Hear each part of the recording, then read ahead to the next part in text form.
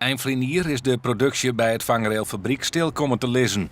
De 33 werknemers die dien krijgen vjochtje de sluiting van Prinsdokkum aan. Het wil er bij haar net in dat het fabriek nevens de directie verliesjouwend is. Ik had een vrouw die liet met verschillende acties van haar jaren. Het wordt een principezaak die onder de ondernemingskamer uitvochten lijken te worden.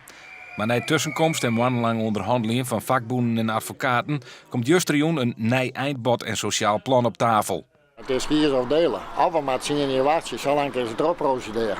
Of we moeten nemen wat er nou lijkt. Het gaat lang in orde worden bij huis bij dingen. Dan kun je zelf wel op de schouders laten. Ja. Een beladen vergadering in een zeeltje van Hotel van der Meer vormt het slotstuk in een slepende kwestie.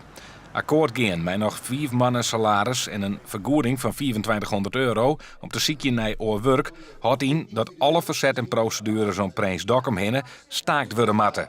Een dreig besluit. Daar gaat het nou mee op. Ja, het is net oors.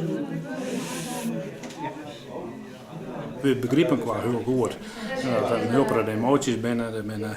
Maar ik want het verstaan probeer je te broeken en is het nou een verstandig besluit ja of nee? Nou, dat soort overwegingen ben ik in orde west. Wij leven in een democratisch land en er is democratische beslissingnaam en daar moeten we dus bij lezen.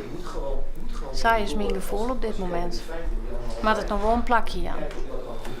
Ik hier heel graag de uitspraak van de ondernemingskamer weten willen.